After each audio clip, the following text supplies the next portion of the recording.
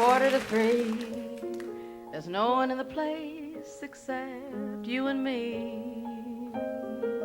So set 'em up, Joe. Got a little story I think you should know. We're drinking, my friend, to the end of a sweet episode. Make it one for my baby and one more for the road. Got the routine, so drop another nickel in the machine. Oh gee, I'm feeling so bad. Wish you'd make the music so dreamy and sad. You could tell me a lot, but it's not in a gentleman's code. Let's make it one and one.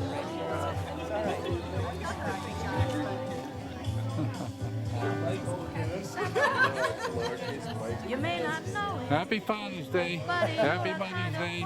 Merry Christmas. And you had a But yeah, it's pretty cool. Yeah. You've been there, right? Yeah. Well, you went. We all went. No, I didn't.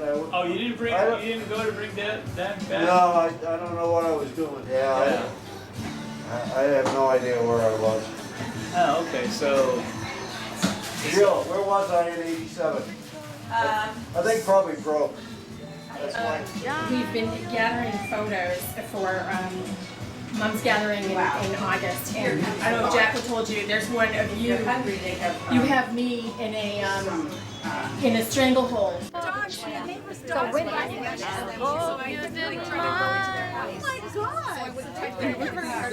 Were they following you, like chasing you? Yeah, because they're aggressive. They do. Yes. But you cannot run them. I didn't know that. Now I know. Just outrun them because they're not that fast. Oh, really? I can't run them. No, neither can I. And then you get into a batch. Oh, water. I remember supposedly as a kid, I don't remember, but I was told I somehow disturbed an underground, and I stood there stamping after even more. It made it worse. I don't. Whenever you get stung as an adult, you forget how painful it is. And it was like the end of the world. Well,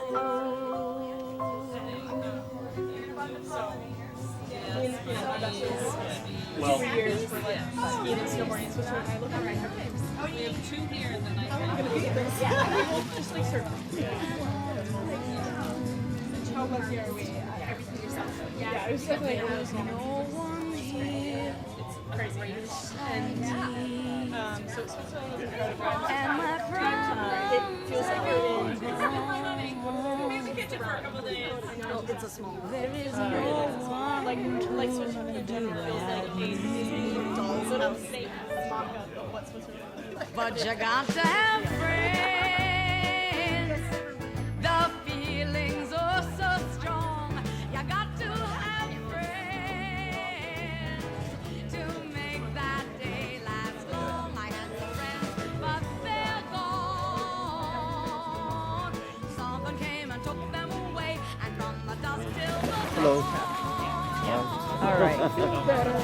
Oh, I am feeling better. Just testing positive. That's not, that's the ass end of it. Just don't make us test positive. No, no. That's why I'm leaving. We like you better with the mask on. Yeah. Well, thank you. I appreciate that. Yeah, she feels crappy, but it's still negative. So Sometimes it takes a while to show up. I go in the pool after washing off my mascara. Wow, what is that? No bastards on it. Oh, you did. Oh my goodness. Thank you very much. Thank you very much. Apartment in the house, But I'm about to become. the owner of the house doesn't live there. Oh, you did, yeah. She's essentially got the apartment in a house that she's alone in. Oh, wow. That's great. Yeah, it's a nice place, too. Nice place. Oh, you've been up there? We drove by it.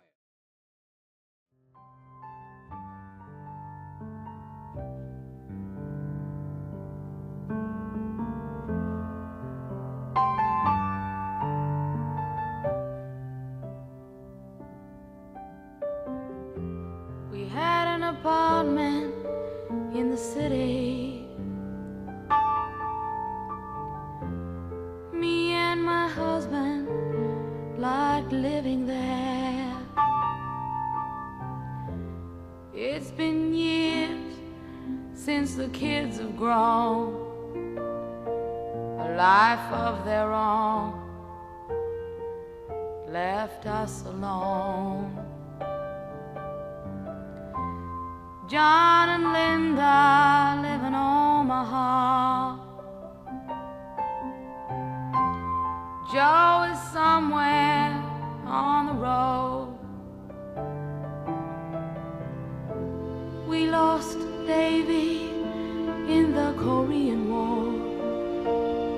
I still don't know what for. Don't matter anymore. You know that old trees just grow stronger, and old rivers grow wilder every day. But old people, they just grow lonesome, waiting for someone to say hello in there. Hello.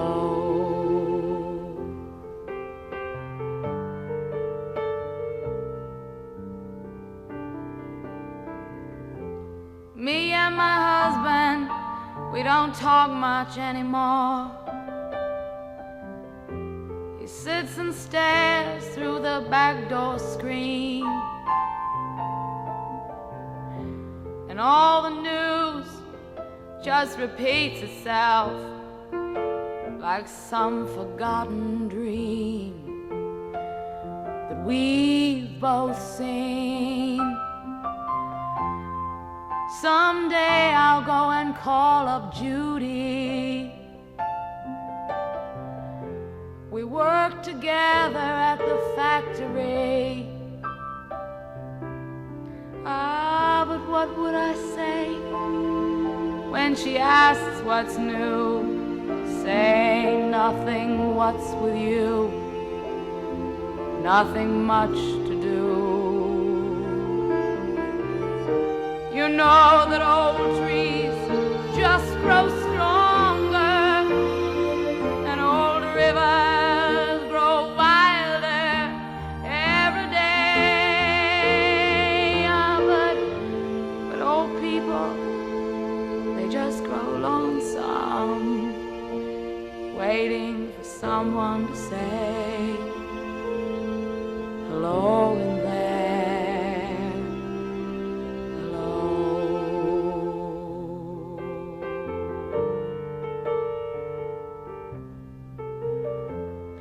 So if you're walking down the street sometime and you should spot some hollow ancient eyes, don't you pass them by and stare as if you didn't care. Say hello in there. Hello.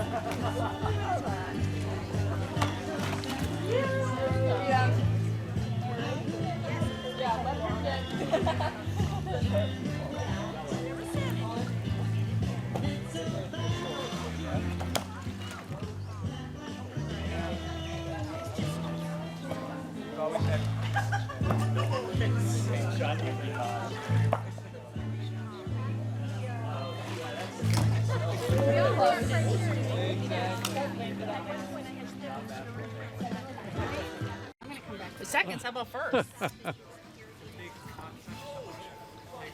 Yes. Where do I put? Oh, Peter's always got the video. I know. He does. Well, But I appreciate it because I have one of those. somebody's got to do it. I have one of those old recordings you sent us. Yeah. We're doing charades. Oh, yeah. Oh, it's so cool. Christmas. I think there are two. A few left. years ago, right? Yeah. How many years ago? Maybe like 70. Yeah. For sure. 70 years ago or 1970? Yeah, no, I think Yeah, 70. one of each. Couldn't quite be that, but. Aren't these lovely Very lovely. accoutrements? Yes, look at all this stuff we have here. Fancy silver. Wow, we got some of this and some of that. Wow. Oh, Wow, I better get in here and have a bite yes. before the bite's no longer around to bite. The meatballs are delicious. And the cook, Gartner or whatever the. Oh, yeah. Ina Garden. Yeah, yes, she's interviewed her, Bonnie Raitt. Peter, I'm going to get us started. What's my better side? Turn around. Turn around. There isn't one? Whichever way you want to go. I'll just stand here if that's okay. It's okay. Thank you. So, thank you everybody for being here, for taking time out of your day, and for some of you making a pretty long trip to come join us. Also want to thank Tim and his family and Matt for all the work they did preparing for this celebration. I really appreciate your making it such a lovely setup and taking such good care of us. Here, here. So in thinking a little bit about what I would say, today I was reflecting on the sort of the last several weeks and days of my mom's life, and one thing that I'm clear about and that I would want everybody to know is that she was at peace and she was comfortable and she was really well cared for. And another thing that struck me when I was looking back at some of the photos that were taken during that time is her hair was absolutely fabulous up until the very end. And when I look at some of the folks under this tent, Michael, Peter, Sean, he was here before, It's all about the hair. Bridget, Sheila, Joe. This family produces some magnificent. Pretty hairy. In fact, it might be this family's legacy. I see a bald spot here.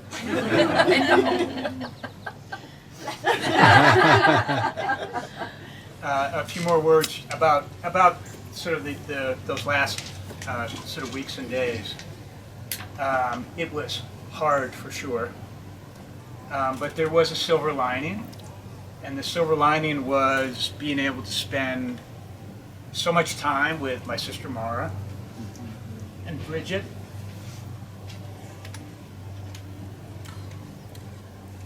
I'm fine. I'm done. Who came out to visit, and feeling the love and support of my immediate family, my extended family. That support is so uplifting and fortifying in a difficult time, and it makes you grateful, and it makes you appreciate that you are part of a really special family. During those last weeks and days, we told lots of stories when Bridget was out there. Stories about my mom's childhood, being the biggest sister in a family of 7, going not just to college, but getting a graduate degree, surviving the incredible hard loss of her first husband, and then moving on in her life and starting a new family. Our life in Sudbury, our cake bread, I guess Linfield before that, time at the castle, time in Wolfboro, Chelsea, the years after my dad's death. There's lots of stories to tell. But again, when I was thinking about what to say here, I thought, I don't want to talk about a story, something that my mom did or said that time or that other time. Instead, what I wanted to celebrate was how she made her kids feel every day, especially in those younger years when your mom really matters. She made us feel loved, safe. She made us feel like we were worth something, and she believed in us, and she was proud of us. And there is an incredible power in that kind of love. It instills in that child a centeredness and a sense of self that is a gift to that individual, but also it feeds back into the relationship that you have with your mom. It builds a stronger relationship within the family itself and the extended family. And it's what builds the type of family that I saw and felt in those difficult times towards the end of her life. And so back to the family's legacy, I think the legacy is, in addition to producing magnificent heads of hair, this family produces magnificent mothers and grandmothers and aunts, where's Sheila, who are basically the same as mothers to all of us. It is those women that build the kind of family that we're all so fortunate to be a part of. So finally, I'll go back to where I started. She was at peace. She was at peace because I believe she knew that she was a fantastic mom. That she knew she had raised great kids who loved her and cherished her, and together with the rest of her family would have a celebration, just like we're having today. So, just like to, I guess I have a drink here, raise a toast to my mom, Maureen. Thank you all again for being here today.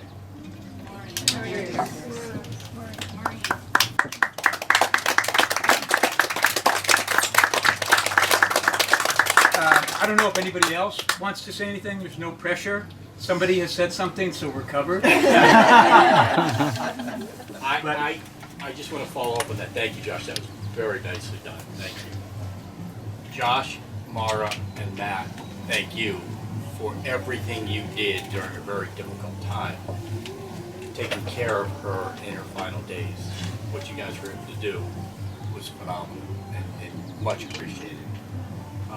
One thing, and Matt, thank you for putting that video together, which is, by the way, on YouTube, available to everybody. We'll send the link out to everyone. One thing that struck me about the pictures on that video was how happy she was in so many of them. You look at those pictures and she's joyful in them. And you know, there was a time in which maybe she wasn't, but I look back on the majority of her life, she had a great time, she had a great smile, she had a great laugh. I was talking to Sean earlier, and he said one thing that he enjoyed about her when she thought something was funny, she just belted it out. And so many of those pictures, if you'll rewatch the video again and again and again, it's on loop. Notice how happy she is in most of them. She really enjoyed the time that she spent with all of you. I mean, I remember spending so much time with everybody together when we were younger. Every weekend, every holiday, everything. It was just wonderful. And she had a wonderful time. Family makes a difference.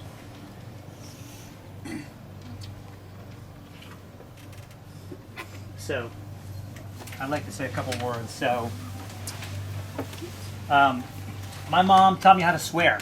She taught you well. She didn't give me lessons, but she was a hell of an example.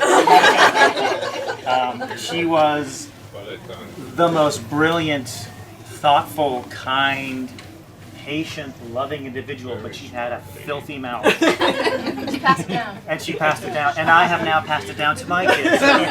So that legacy of beautiful hair also contains profanity. Beautiful language. Yeah. But she was, again, brilliant and kind and thoughtful. She was a woman of multitudes.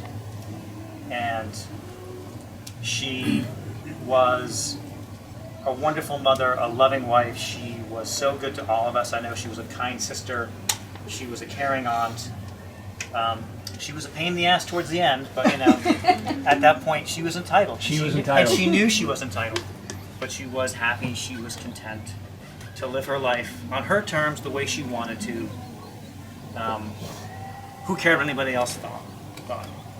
But I am grateful for the mother that she was, because you know, that helped make me who I am, and it made me worthy of my wife.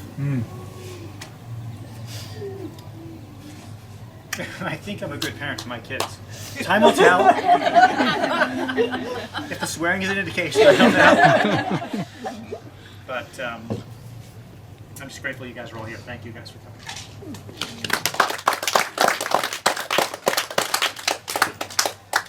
No, I'm not going to say anything, Bridget, because I won't be able to. I'll just be crying, so. Are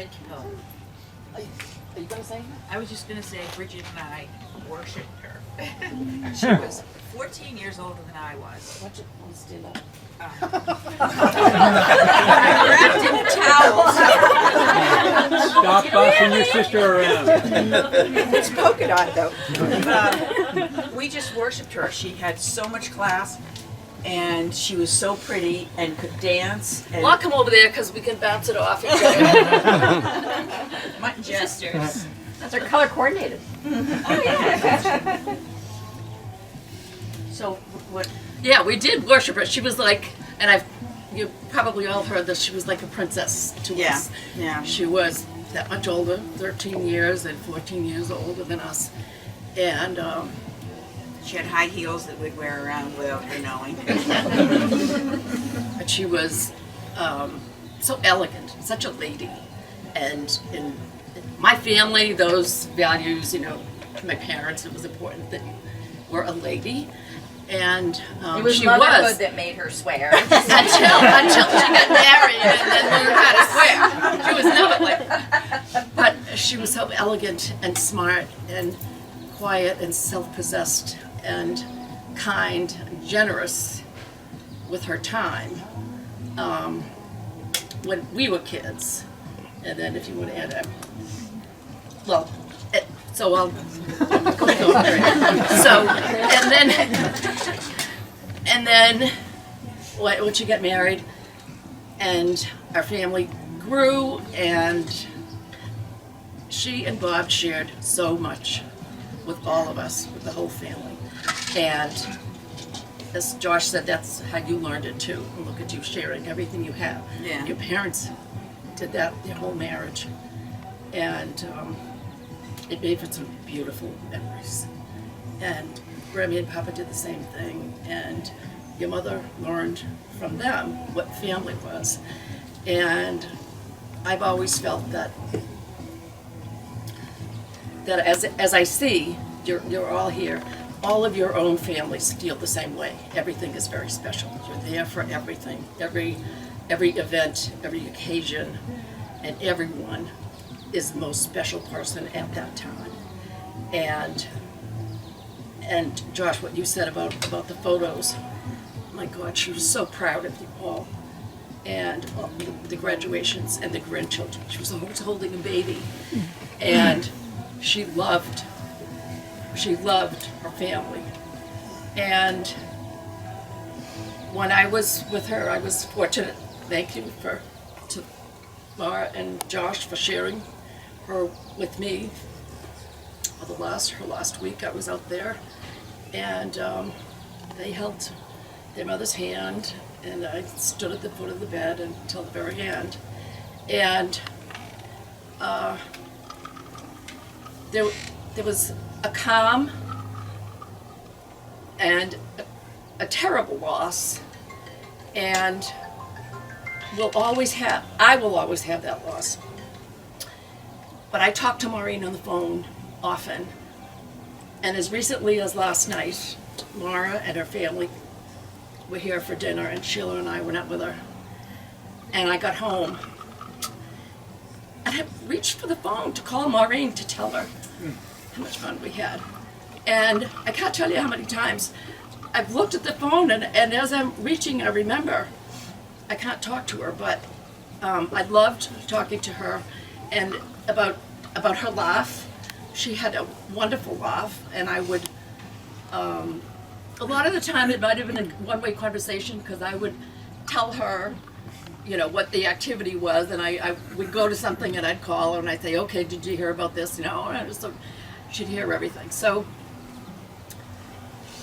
right up, she will always be with me. I would always think, wait till I tell Maureen,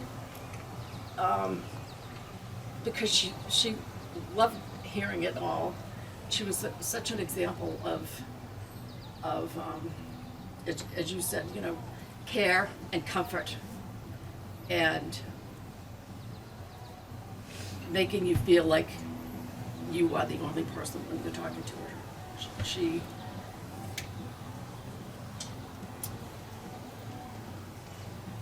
couldn't say much at the end. She really couldn't say much at the end. And I think that really hurt her inside, that she wasn't able to talk. But I know she's grateful, as you said, for all the care that she had. And I will miss her. And I do miss her every day. God love you all. I love you all so much. You are, I do feel like you're my own. And I'm so glad you let us share it, everything. Thanks. So, go ahead. Follow that, Sheila. No, I really, just how much we looked up to her. We just thought she was the most beautiful, the smartest. And she always had boyfriends. Oh, the clothes, I mean, her fashion sense. She was stunning. She was beautiful and graceful. And modest, I mean, humble. See, this is good for her grandkids to hear, because they don't know that. That what she was. Modest and humble. No, beautiful and graceful. Oh, beautiful and graceful, yes. And but she had a great sense of humor. She wasn't a stuffed shirt at all. And oops, I'm doing it again. I'm sorry. And she had a great sense of humor, but still there was that calm presence that she always had, and her confidence. When she was around, everything was fine. Take it away, Sheila. Gone with Teller, that's all I can say. Yes. Gone with Teller. It's a She was it. specialty clothing store just for women. Beautiful. All right, we're done.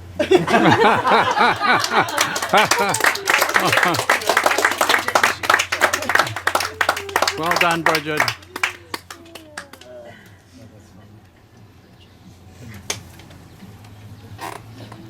Time for a drink.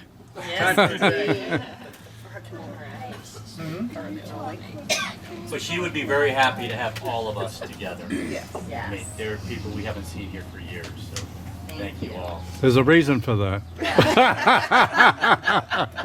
Sister was going to be coming to help take care of her, to be there at the end, and that she'd likely be spending the nights. They were very gracious when we first told them, and about 20 minutes later they kind of came back and were like, so, your sister, your aunt will be here by herself at night? And we're like, it'll be fine. They were worried they were going to have another patient on their hands, essentially, not knowing the age difference, or in general, Bridget's vim and vigor, and it was a lovely, light moment in a difficult time. Like, no, you just meet her. It'll be fine.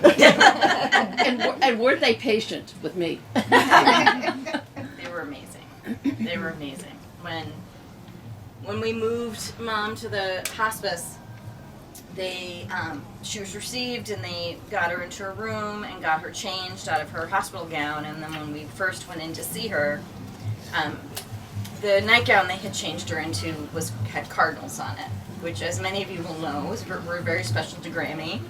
And it was just very comforting. And we made one comment about, oh, it looks like something she would buy for herself and how they were special in the family. And then the next thing you knew, there was a note at the nurse's station saying Maureen likes the cardinal gowns, and they only ever had her in the cardinal gowns after that.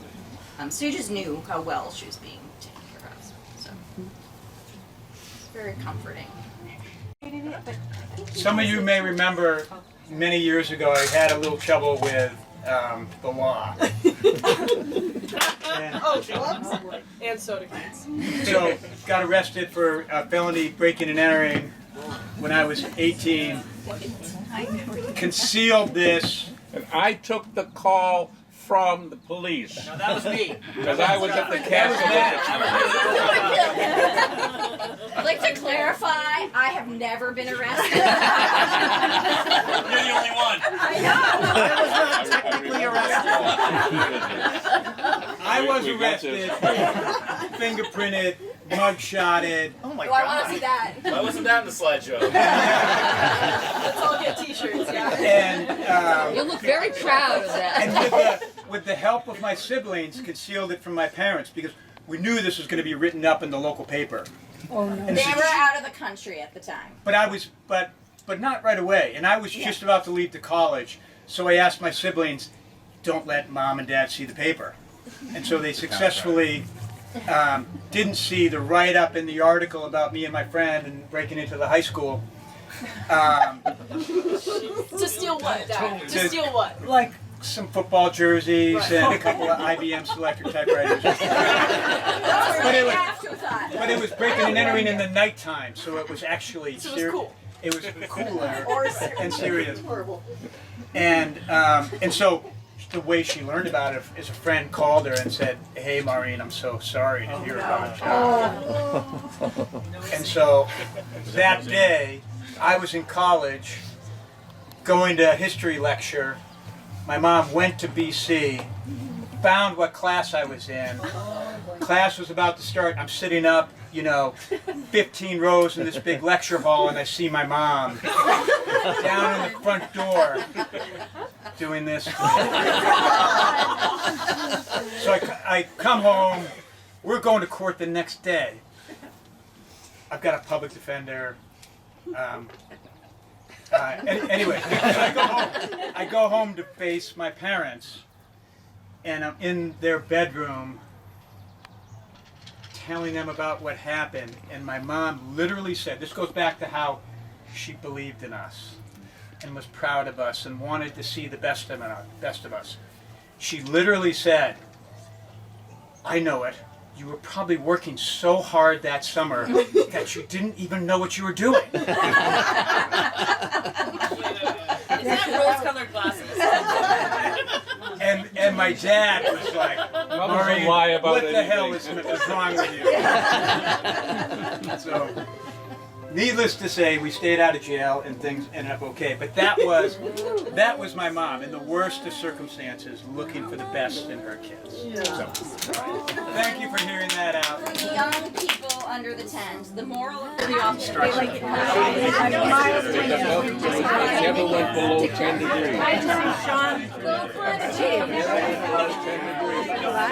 10 degrees kills the bug. And for years and years and years, I've been trying to figure out how do you trim this, when do you trim it, all the rest of these things. It had nothing to do with any of that. It had to do 100% sleep. It didn't go below 10 degrees.